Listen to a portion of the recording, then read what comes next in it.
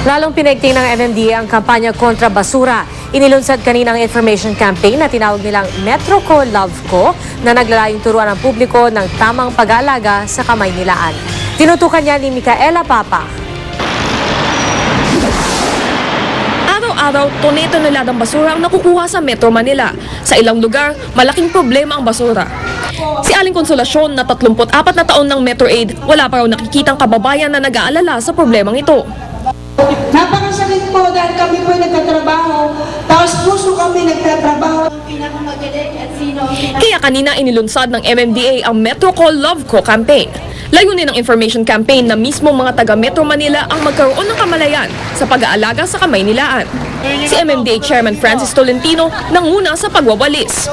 Yung mahal mo, sinusustain mo. So, meron pong bukod sa ownership, meron pong pagkalinga sa bawat isa sa ating kapaligiran. Todo suporta naman ng mga mayor ng Metro Manila at kanilang mga asawa. At inaasahan natin na pag ang mga estudyante natin ay nagsimula na tumugon, susunod din ang kanilang mga magulang. Ayon kay DENR Secretary Ramon Pahe, kailangan sa bahay pa lang magsimula na ang pagbabago sa pamamagitan ng segregation ng mga basura. Simple condition, segregate from source. We're studying the penalty for non-segregation. But we already have established penalty for collecting garbage na unsegregated. Up to 500,000 pesos, pwede pala. Micaela Papa, nakatutok, 24 oras.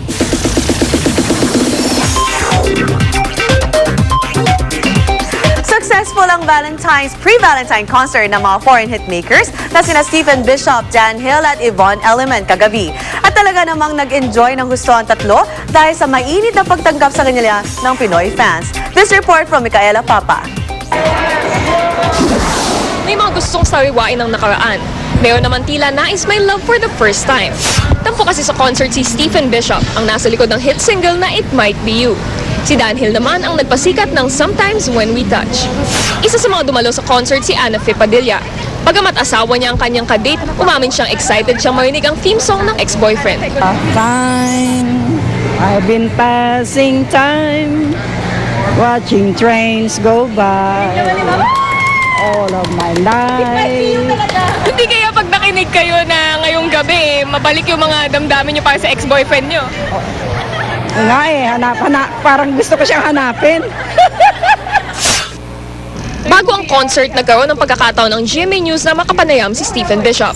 The people here are so lovely and engaging and personable, and they're just, you know, people treat me so great here, so I love coming back.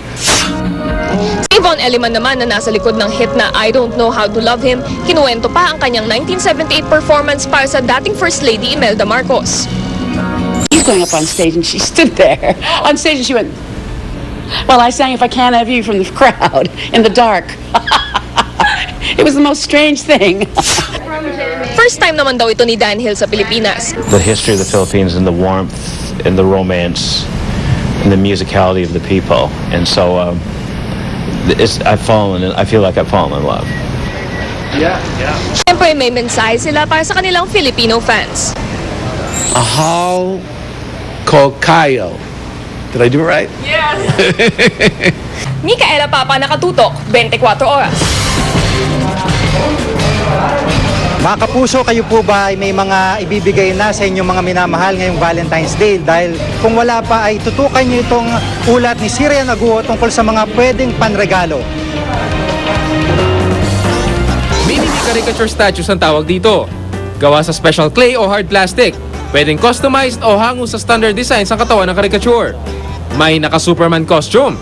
May kagat-labing doktor. Meron pang preso. At dahil nga Valentine's, patok syempre ang couple caricatures tulad nito. Down on my knees proposal with matching flowers. Meron ding bagong kasal. Mini-Me is all about a caricature doll that has a resemblance based on the picture that is submitted by the customer. Sa presyo nagsisimula sa 2,500 pesos, may kamahalan ng Mini-Me. Pero sigurado naman daw ang kalidad. Siyempre, marami pa rin ang gusto ng flowers pag ganitong special occasion. Sa Dangwa, ang isang tangkay na rose, 180 pesos na ngayon. Ang Ecuador rose, 200. 350 ang cabbage rose. Ang isang bouquet naman ng Baguio rose, 500 pesos. Ang Stargazer, 180. Hindi naman nagbago ang presyo ng Carnation at Gerbera na 200 pa rin kada bungkos. 100 hanggang 120 ang kada stem ng tulip. Ang Amariles, 250 kada stem. At ang Calistefus, 250 kada bungkos. Dahil bibihira sa bansa ang mga bulaklak na ito, first come first serve daw ang labanan. Para naman hindi agad malanta ang mga binili ninyong bulaklak, lagyan ng net para hindi maaga mamukadkad. Lagyan din ng tube na may malinis na tubig ang dulo ng tangkay. Maaari ring ilagay sa ref.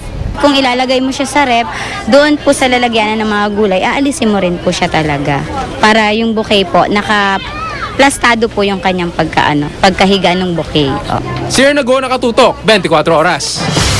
Nakaka-inspire na kwento ang ating mapupulot sa ilang batang lansangan. Isang grupo ang kumakalinga sa kanila at inumulat sa sports na American football or rugby para mailayo sila sa masasamang bisyo. Nakatutok si Victoria Tulad.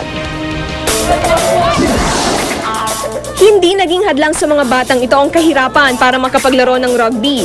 Kanina, lumaban sila sa mga estudyante mula sa international schools.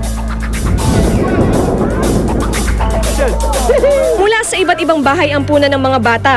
We're trying to show kids if they can be successful on the rugby field, they really can be successful in life.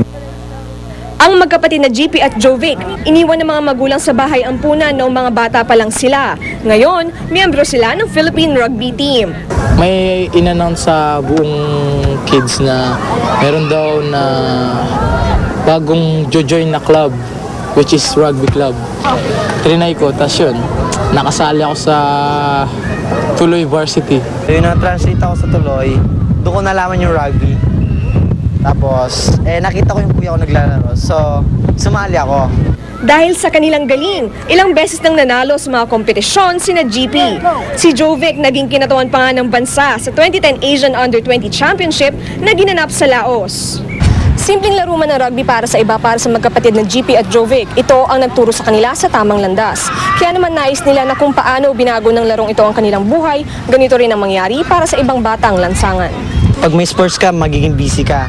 So, pag busy ka, wala kang magagawang kasalanan. Sa maging addict sa labas, tambay, ganun. Huwag kayong susuko kahit anong mangyari.